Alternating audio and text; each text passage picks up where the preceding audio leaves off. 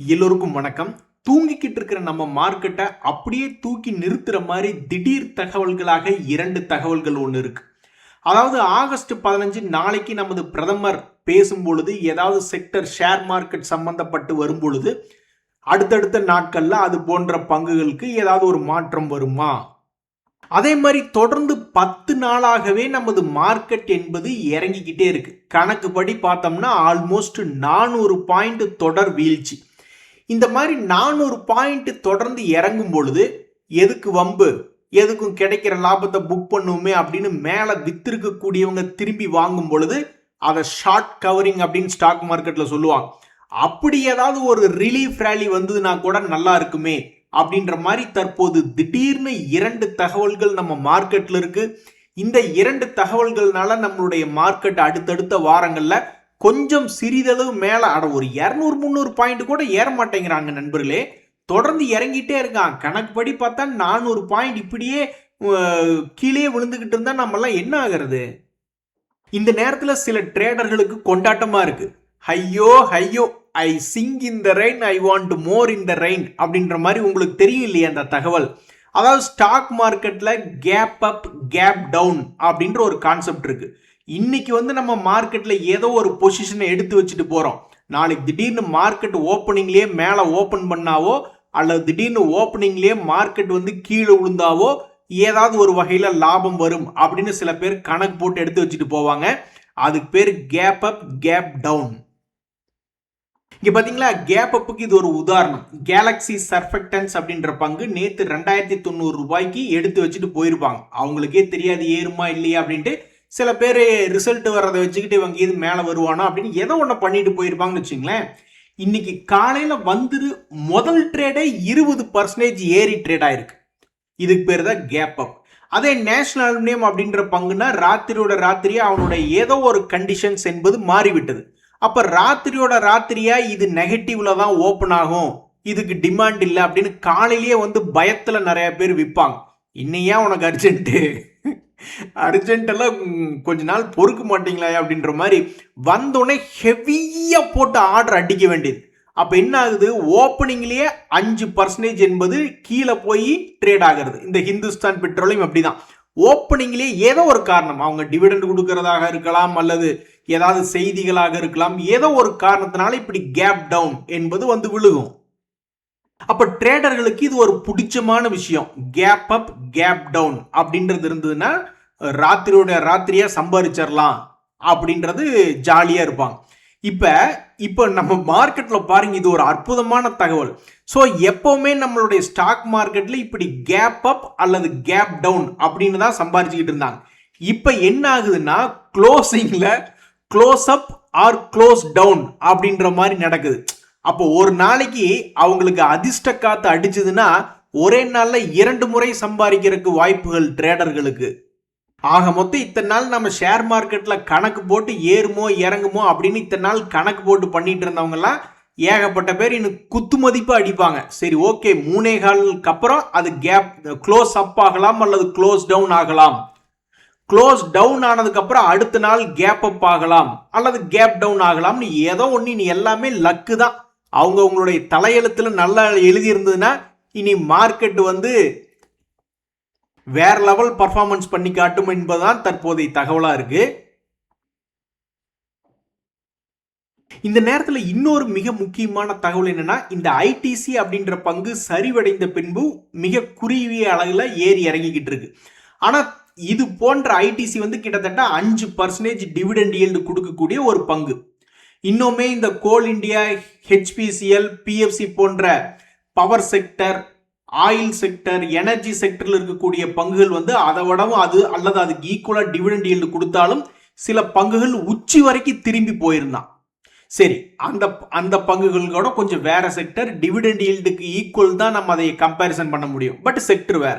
சரி, இப்ப நம்ம பிரிட்டானியா, ஹிந்துஸ்தான் யூனிலிவர்னு சில எஃப்எம்சிஜி ப்ராடக்ட்ஸ் எடுத்து பார்த்தோம்னு வச்சுங்களேன், அப்பாடா நம்மளுக்கு ஒருத்தன் தோஸ்து இருக்காண்டா ஹிந்துஸ்தான் யூனிலிவர் அப்படின்னு ஒரு சின்ன எண்ணம் மனசுக்குள்ள போகும். அதாவது இந்த பிரிட்டானியா அப்படின்ற பங்கு டிவிடெண்ட் ஈல்டு கம்மியாக கொடுத்தாலும் இந்த எஃப்எம்சிஜி செக்டர் சமீபத்தில் 4800 இருந்து பிக்கப் ஆகி தற்போது 5600 வரைக்கும் ஒரு பிக்கப் ஆயிருக்கான்.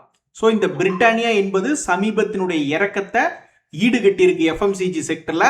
ஆனால் அது வந்து வெறும் 1.62 தான் டிவிடெண்ட் ஈல்ட் என்பது கொடுக்குது. ஆனா ஹிந்துஸ்தான் யூனிலிவர் அப்படின்றது பாத்தீங்கன்னா இதை பார்க்கும்போது தான் நம்ம மனசு தேத்திக்க முடியும். நல்ல வேலை இந்த ஐடிசி மாதிரியே இதுவும் வந்து கீழே தான் கிடக்குது அப்படின்ற மாதிரி. ஸோ சமீபத்தில் டிவிடெண்ட் அதிகமாக கொடுத்து கொண்டிருக்கக்கூடிய இந்த ஐடிசி ஆகட்டும் அல்லது ஹிந்துஸ்தான் யூனிலிவர் போன்ற பங்குகள் ஆகட்டும், எப்படா தன்னுடைய லோவில் இருந்து ஆண்டவா எங்களை நீ பாதி காப்பாத்திட்ட, அதாவது இறங்கி கொண்டே வந்துட்டு இருந்த சரிவை நீ தடுத்து நிறுத்திட்ட, ஃபைன், ஆனா திருப்பி நீ எப்ப ஏத்தி விடுவ அப்படின்ற மாதிரி டிவிடெண்ட் அதிகமாக கொடுக்கக்கூடிய இந்த ஐடிசி அப்படின்ற பங்குல பல பேர் காத்து கிடக்குறாங்க. நண்பர்களே, வேறு என்ன ஸ்டாக் மார்க்கெட்ல செய்தி அப்படின்னா, சமீபத்தில் பயோ எனர்ஜி ரிலேட்டடான செய்திகள்லாம் அதிகமாக ஓடிக்கொண்டிருந்தது. அந்த நேரத்தில் இந்த சுகர் செக்டர் மற்றும் இந்த பயோ எனர்ஜி ரிலேட்டடா இருக்கக்கூடிய பிராஜ் இண்டஸ்ட்ரீஸ் போன்ற பங்குகள்லாம் என்ன ரிசல்ட் கொடுத்துருக்கும் Q1ல அப்படின்னு தெரிஞ்சுக்கிறதுக்கு ரொம்ப ஆர்வமா இருந்தது. அந்த நேரத்தில் பிராஜ் இண்டஸ்ட்ரீஸ் அப்படின்றதுடைய சேல்ஸ் வந்து பெரிய அளவில் Q1 ரிசல்ட்ஸ்ல இம்ப்ரூவ்மெண்ட் என்பது இல்லை. அவங்களுடைய லாபம் என்பதும் போன குவார்டருக்கும் இந்த குவார்டருக்கும் ஒரே மாதிரி கொடுத்துருக்காங்க. அவங்களுடைய ஆப்ரேட்டிங் ப்ராஃபிட் மார்ஜின் மட்டும் இன்க்ரீஸ் ஆயிருக்கு. இந்த நேரத்தில் வந்து ஏதோ ஒரு குரூப் வந்து சமீபத்தில் வால்யூம் என்பது அதிகமாக நடந்திருக்கு. ஏதோ கொஞ்சோண்டு பணத்தை போட்டு பார்க்கலாம் அப்படின்னு பணத்தை போட்டு பார்த்துருப்பாங்களாட்டிருக்கு. ஏற்கனவே இந்த பங்கு ஒரு முறை 52 வீக் லோ அப்படின்னு வந்த இடத்துல அதிகமான வால்யூம் ஆஃப் டிரான்சாக்ஷன்ஸ் என்பது இந்த ஏரியால நடந்திருக்கு. அதுக்கப்புறம் இந்த பங்கு சிறிதளவு மேலே ஏறிட்டு மறுபடியும் அதே இடத்துல வந்து கீழே விழுந்திருக்கக்கூடிய இந்த நேரத்தில் மறுபடியும் அதுல வால்யூம் ஆஃப் டிரான்சாக்ஷன்ஸ் இன்னைக்கு அதிகமாக நடந்திருக்கு அப்படின்றது இந்த பிராஜ் இண்டஸ்ட்ரீஸ்ல ஒரு செய்தி. நண்பர்களே, இன்னைக்கு கடைசி நாள், இந்த Q1 ரிசல்ட் சீசனுடைய கடைசி நாள். இந்த கடைசி நாளை மிக சந்தோஷமாக முடிச்சு வச்சிருக்கிறது யாரு அப்படின்னு பாத்தீங்கன்னா, இந்த LG எலக்ட்ரானிக்ஸ் அப்படின்ற பங்கு 10% ஏறி இருக்கு ரிசல்ட்டை காரணமா வச்சுக்கிட்டு. ஸோ அவ்வளோதான். இன்னைக்கு தேதியில வந்திருக்கக்கூடிய ரிசல்ட்டுகள் அனைத்தும் இனி திங்கக்கிழமை தான் இம்பாக்ட் ஆகும். அதுவும் எந்த அளவுக்கு இம்பாக்ட் பண்ண போறாங்கன்னு தெரியல. அசோக் லைலாண்ட் அதனுடைய ரிசல்ட் ரொம்ப முக்கியமானது. வோல்டாஸ், NMDC போன்ற சீசன் இருக்கு. எது எப்படியோ பட்டார் பட்டார்னு 10% 20% ஒரே நாளில் வெடிக்கக்கூடிய செய்திகள் இந்த Q1 ரிசல்ட்டை வச்சுக்கிட்டு தான். அந்த Q1 ரிசல்ட்டை மிக அழகா உபயோகப்படுத்தி இந்த LG இந்தியா அப்படின்ற ஷேர் வச்சிருக்கிறவங்களுக்கு இன்னைக்கு ஒரே நாளில் 10% என்பது வருமானம்.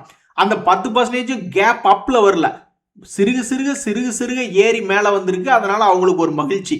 அட பாவி, வெண்ண திரண்டு வர நேரத்தில் பானையை உடைச்சிட்டியப்பா அப்படின்ற மாதிரி இந்த டாடா மோட்டர் பேசஞ்சர் வெஹிக்கிள் இப்பதான் தன்னுடைய லோ பிரைஸ்ல இருந்து லேசா தலை தூக்கி மேலே பார்த்தான். உடனே Q1 ரிசல்ட்டை காரணம் வச்சுக்கிட்டு ஒரு 5% இறக்கி விட்டாங்க. நண்பர்களே, ஷேர் மார்க்கெட்ல ஒவ்வொருத்தருக்கும் ஒவ்வொரு கணிப்பு என்பது இருக்கும். ஒவ்வொருத்தரும் ஒவ்வொரு மாதிரி ஆசைப்படுவாங்க. ஒரு நண்பர் தமிழ்நாடு மெர்கடைல் பேங்க் 1000 ரூபாய் வரணும்னு ஆசைப்பட்டாரு. அதே மாதிரி 1000 ரூபாய் பக்கத்துல வந்திருந்தது.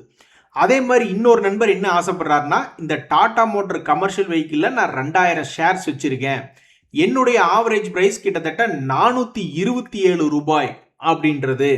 ஸோ தற்போது அது 470 ரூபாயில் இருக்கு. என்னுடைய ஆசை என்னன்னா, இந்த டாடா மோட்டர் கமர்ஷியல் வெஹிக்கிள் என்பது 1000 ரூபாய் வரணும் அப்படின்றது என்னுடைய ஆசை அப்படின்ற மாதிரி சொல்லியிருக்காப்ல. இவருடைய ஆசை நிறைவேற வாழ்த்துக்கள். ஸோ ஒவ்வொரு பங்குலையுமே நிறைய பேர் முதலீடு என்பது பண்றாங்க. ஏன்? அது ஏதாவது ஒரு விலைக்கு வரணும் அப்படின்ட்டு. இந்த பாலு ஃபோர்ஜ் இண்டஸ்ட்ரீஸ் அப்படின்றது ஒரு சிறிய கம்பெனி தான். 6000 கோடி தான் இதனுடைய மொத்த மார்க்கெட் கேபிட்டல். ஆனால் அந்த பங்குலையுமே சமீபத்தில் அது லோ பிரைஸ்ல இருந்த பொழுது எத்தனையோ பேர் பணத்தை போட்டிருந்தாங்க. இப்ப மறுபடியும் லோ பிரைஸ்ல இருக்கும்போது எத்தனையோ பேர் பணத்தை போட்டிருக்காங்க. எதுக்கு? அவங்களுக்கு ஒரு ஆசை தான், ஏதாவது தன்னுடைய பழைய ஹை கீது வந்தா கூட பரவாயில்லையே அப்படின்ட்டு. பாலு ஃபோர்ஜ் ஒரு காலத்துல 1000 ரூபாய் வரைக்கும் போயிருக்கு. அப்படி என்னப்பா நீ செக்டர் 1000 ரூபாய் வரைக்கும் நீ போறக்கு அப்படின்னு பார்த்தா, இது ரொம்ப டிஃப்ரெண்டான sector, industrial sector. Castings and forgings அப்படின்ற செக்டர்ல இருக்கக்கூடிய இந்த பாலு ஃபோர்ஜ் இண்டஸ்ட்ரீஸ்ல தற்போது சில குரூப் வந்து சமீபத்தில் 6 மாசமா பணத்தை போட்டு காத்துக்கிட்டு இருக்காங்க. அந்த குரூப்புக்கு எப்போது அந்த பங்கு மேல் நோக்கி வந்து ஒரு நல்ல லாபத்தை கொடுக்கும், அல்லது இன்னும் எவ்வளவு காலம் அது காத்திருக்க செய்யும் அப்படின்றது பொறுத்து தான் பார்க்கணும். இந்த நேரத்தில் இந்த பங்கினுடைய Q1 ரிசல்ட் சீசன்ல என்ன பண்ணிருக்கு அப்படின்னு பாத்தீங்கன்னா, தன்னுடைய சேல்ஸை 306 கோடி அப்படின்னு போன குவார்டருக்கு இந்த குவார்டர்ல இம்ப்ரூவ்மெண்ட் என்பது பண்ணியிருக்கு. அது போக தன்னுடைய லாபத்தை எப்பவும் செய்யக்கூடிய 66 கோடி அப்படின்ற மாதிரி கொடுத்துருக்கு.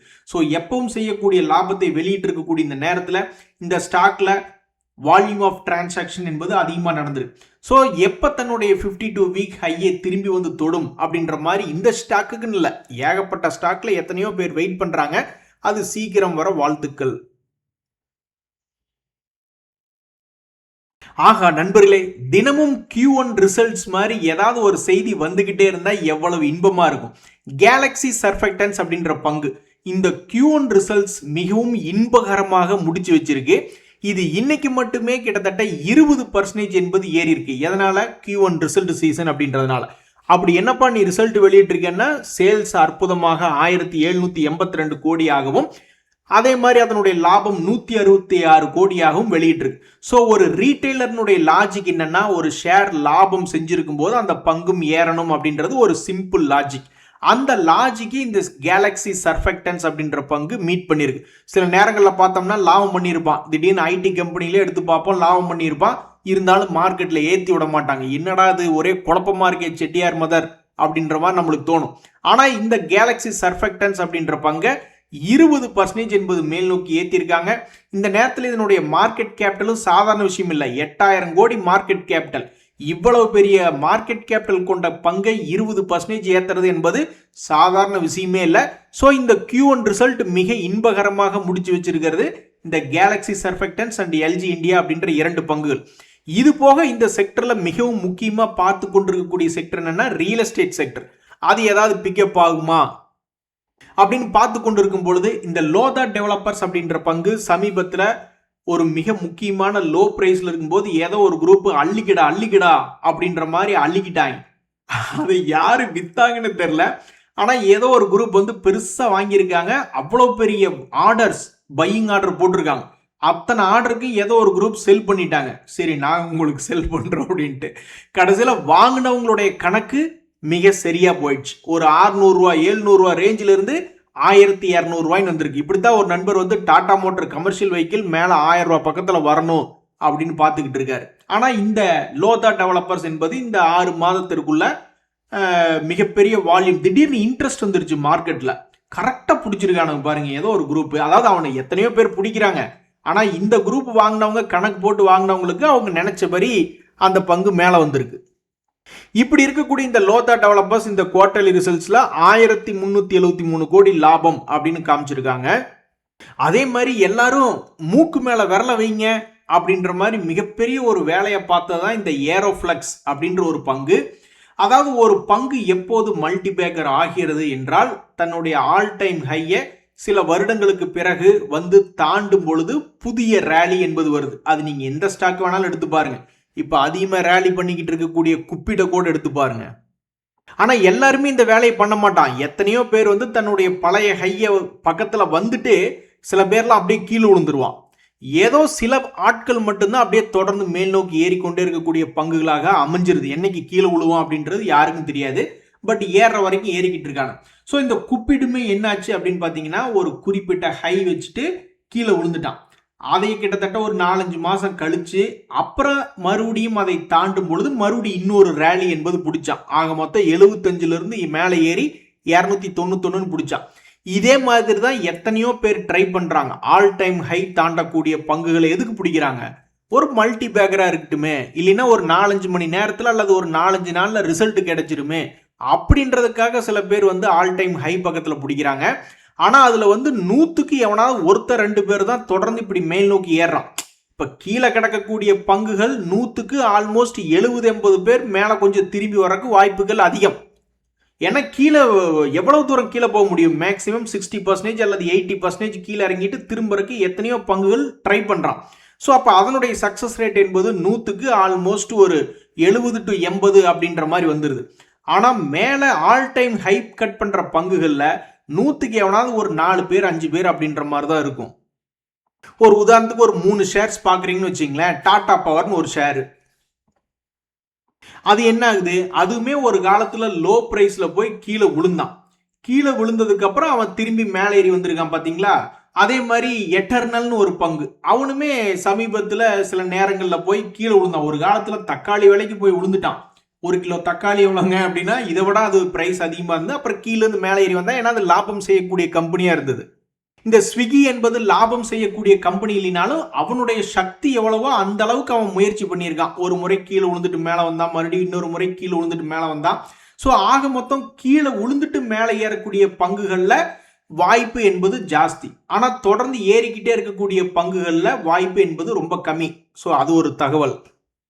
ஸோ பாலைவனத்தில் போய் மயில் குஞ்சு தேடுறதை விட காட்டுக்குள்ளே ஒரு காக்கா குஞ்சை தேடலாம் அப்படின்ற மாதிரி பெரிய அளவில் ஆல் டைம் ஹையை பிடிக்கணும், மல்டிபேக்கரை பிடிக்கணும் அப்படின்ற பயணத்தில் நிறைய பேர்த்துக்கு நஷ்டமாயிருது. ஏன்னா உச்சாணி கும்பலை வாங்கினது யாருன்னா அதில் அவங்க பேரை எழுதிடுறாங்க. நண்பர்களே, இன்னொரு மிக முக்கியமான தகவலை உங்களோட பகிர்ந்துக்கணும் அப்படின்னு ஆசைப்படுறேன். 14 மாதம் எங்களை வச்சு செஞ்சிட்டீங்களேடா அப்படின்ற மாதிரி போன வருஷம் ஜூலை மாசத்துல செல்லிங் ஆரம்பிச்சது 2025. 14 மாசம் கொஞ்சம் கூட மனசாட்சியே இல்லாம பல லட்சம் கோடி வித்துக்கிட்டு எடுத்துட்டு போனவங்க இப்ப ஆகஸ்ட்ல 15 நாள் தான் முடிஞ்சிருக்கு. இந்த 15 நாள்ல 3607 கோடி என்பது எஃப்ஐஸ் வந்து தற்போது பாசிட்டிவ்ல வந்திருக்காங்க. ஆனா இங்க இன்னொரு முக்கியமான விஷயம் என்னன்னா, மார்க்கெட்ல ரொம்ப எச்சரிக்கையா இருக்கணும். ஏன்னா ட்ரேடிங் வால்யூம் என்பது கம்மியா இருக்கு. இப்படி ட்ரேடிங் வால்யூம் கம்மியா இருக்கும் பொழுது பயங்கரமான வாலட்டிலிட்டி என்பது மார்க்கெட்ல வர்றதுக்கு வாய்ப்புகள் அதிகம். ஒரு உதாரணத்துக்கு நீங்க போய் பார்த்தீங்கன்னா, முதல்ல வந்து அசால்ட்டா எஃப்ஐஎஸ் டிஐஸுடைய வால்யூம் பாருங்க, 4 லட்சம் கோடி, 4,22,000 கோடிக்கெல்லாம் பர்ச்சேஸ் பண்ணி சேல்ஸ் பண்ணி பயங்கரமா இருந்திருக்காங்க. ஆனா இந்த ஆகஸ்ட் மாசத்துல பார்த்தோம்னா பாதிக்கு பாதி முடிஞ்சிருச்சு. இப்ப நம்ம ஆகஸ்ட் 14 இருக்கோம். ஸோ பாதிக்கு பாதி முடிஞ்சிருச்சு. இருந்தாலும் இவங்களுடைய volume of transactions, gross purchase, gross சேல்ஸ்னுடைய வேல்யூஸ் பார்க்கும்போது இன்னும் கொஞ்சம் பெருசாக மேல் நோக்கி ஏறி வரல. ஸோ மார்க்கெட்டில் வால்யூமே ரொம்ப கம்மியாக நடந்திருக்கு. நான் நினைக்கிறேன் அந்த கேஷ் இம்ப்ளிமெண்டேஷனாலயா என்ன அப்படின்றத பொறுத்து எல்லாமே ரொம்ப கேர்ஃபுல்லாக எச்சரிக்கையாக இருக்காங்களான்றத பொறுத்து இருந்து பார்க்கணும். பட் இந்த மாதிரி வால்யூம் கம்மியாக நடக்கும் பொழுது தடியெடுத்தவன் தண்டால்காரன் அப்படின்ற மாதிரி அது பயங்கரமான வால்டிலிட்டி மேலேயோ கீழேயோ கொண்டு வந்து விட்டுருமா அப்படின்றத பொறுத்து இருந்தா பார்க்கணும். ஸோ மார்க்கெட்ல வேறு என்ன செய்திகள் அப்படின்னு பார்த்தீங்கன்னா, அத்தனைக்கும் ஆசைப்படு அப்படின்ற மாதிரி பல்வேறு பங்குகள் ஆல் டைம் ஹையை தாண்டி மேலே போகல, தொடர்ந்து ஏறுமா அல்லது நம்மளை கழட்டி விட்டுட்டு கீழே விழுந்துருவானா அப்படின்றது நம்மளுக்கு தெரியாது. பட் இப்போ வரைக்கும் என்ன சூழ்நிலை, இப்போ என்ன ட்ரெண்ட் அப்படின்ற மாதிரி தான் பார்க்கணும். அந்த வகையில் எத்தனையோ பேர் வந்து ஆசைப்படுவாங்க. They are wishing. ஐயோ உனக்கு எதுக்கு இந்த இங்கிலீஷ்? ஓகே, அதாவது நிறைய பேர் எதுக்கு ஆசைப்படுறாங்க அப்படின்னு பார்த்தோம்னா, இந்த கேடிகே பேங்க் அப்படின்ற பங்கு வந்து என்ன பண்ணியிருக்கேன்னா, சமீபத்தில் வந்து ஆல் டைம் ஹை அப்படின்றத சமீபத்தில் கிராஸ் ஓவர் பண்ணியிருக்கான். உடனே ஒரு கோஷ்டி இருப்பாங்க இல்லையா, மொமெண்டம் இன்வெஸ்டிங் அப்படின்ற கான்செப்டில் நிறைய பேர் இருப்பாங்க. அப்போ அவங்க என்ன ஆசைப்படுவாங்க, அடாடா எத்தனையோ வருடம் கழித்து இந்த கேடிகே பேங்க் அப்படின்றது மேலே ஏறி வந்துட்டு இருக்கு. அதுவும் இல்லாமல் ஒரு முக்கியமான குரூப் வந்து ஒன்று வாங்கியிருக்காங்க. இந்த பங்கை சமீபத்தில் இன்வெஸ்ட்மெண்ட் பண்ணாங்க. மோதிரக்கை அவங்க இன்வெஸ்ட்மெண்ட் பண்ணதுக்கப்புறம் தான் இந்த கேடிகே பேங்க் என்பது ஏற ஆரம்பிச்சது. அது வரைக்கும் சும்மாவே கொண்டுகிட்டு இருந்தான் அப்படின்ற மாதிரி இருந்தது. ஸோ இதுக்கு முன்னாடியே ஒரு முறை மல்டியர் ஹை என்பது தாண்டிய பிறகு 100 ரூபாயிலிருந்து 250 ரூபா வரைக்கும் போனான். அப்புறம் மறுபடியும் 150 பக்கத்தில் வந்து விழுந்தான். இப்போ மறுபடியும் மல்டியர் ஹை அப்படின்னு தாண்டி இருக்கக்கூடிய நேரத்தில் எத்தனையோ பேர் வந்து அட கேடிகே பேங்க் ஒரு 500 வராதா, 1000 வராதா அப்படின்னு நிறைய பேர் கோந்துக்கிட்டு இருப்பாங்க. ஸோ இந்த மொமெண்டம் பிரேக் அவுட் என்பது கண்டினியூ ஆகி அவங்களுக்கு ஆசைப்பட்ட மாதிரி மேலே வரப்போகிறதா அல்லது பிரேக் டவுன் ஆகி கீழே விழுக போகிறதா என்பது பொறுத்து இருந்துதான் பார்க்கணும். ஆக மொத்தம் ஸ்டாக் மார்க்கெட்டில் முக்கியமான செய்திகளில் இந்த கேடிகே பேங்க் அப்படின்ற செய்தியும் இருக்குது. அதே மாதிரி இப்போ ஃபோக்கஸில் இருக்கக்கூடிய செக்டர்களில் ரியல் எஸ்டேட் கம்பெனி சிலது மேலே ஏறி வந்தா, அதுக்கப்புறம் ஆட்டோ துறை பங்குகள், அதுக்கப்புறம் ஐடி டெக்னாலஜி ரிலேட்டடான பங்குகளுமே இப்போ இந்த குவார்டர்லி ரிசல்ட் சீசனில் கொஞ்சோண்டு மேல் நோக்கி ஏறி வந்திருந்தது. ஸோ இந்த ஜென்சார் டெக்னாலஜிஸ் அப்படின்றது எந்த செக்டரை சார்ந்த பங்குன்னா, அதுவும் ஒரு டெக்னாலஜி கம்பெனி தான். 3% டிவிடெண்ட் ஈல்ட் என்பது கொடுத்து கொண்டிருக்கக்கூடிய கம்பெனி.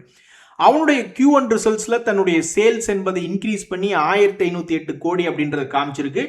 அதே மாதிரி அதனுடைய லாபம் என்பது 184 கோடி அப்படின்னு காமிச்சிருக்கு. ஸோ அது எப்பவுமே செய்யக்கூடிய ஒரு வருமானம் என்பது இந்த ஜென்சார் டெக்னாலஜிஸ் அப்படின்றது பண்ணியிருக்கு. ஸோ அதனுடைய Q1 ரிசல்ட்ஸ் வந்து நார்மலாக வந்திருக்கக்கூடிய இந்த நேரத்தில் எத்தனையோ பங்குகள் வந்து கீழே விழுந்து கிடக்கிறது, திரும்பாதா அப்படின்னு பல பேர் பார்த்துட்டு இருக்காங்க. அந்த நேரத்தில் இந்த ஜென்சார் டெக்னாலஜிஸ் என்பது ஆல்மோஸ்ட் ஒரு 60% பக்கம் வீழ்ச்சி அடைந்திருக்கக்கூடிய பங்கு திரும்புமா இல்லையா? எத்தனையோ பேர் வந்து மல்டியர் ஹை கட் பண்ணி இந்த 1000 ரூபா போகுமா 500 ரூபா போகுமான்னு பல பங்குகளை பார்த்துக்கிட்டு இருக்காங்க. நீ கீழே விழுந்து கிடக்கிற, லாபம் செஞ்சு கிடக்கிற, நீ என்னைக்கு திரும்புவ அப்படின்ற மாதிரி இந்த ஷேரை வச்சிருக்கிறவங்க பார்த்துட்டு இருக்காங்க. பாருங்க வாழ்க்கை எப்படி எதிரும் புதிருமா இருக்குன்ட்டு. இன்றைய தகவல் அனைத்து உங்களுக்கு உதவியா இருந்தா எனக்கு மகிழ்ச்சி. ரொம்ப நன்றி, வணக்கம்.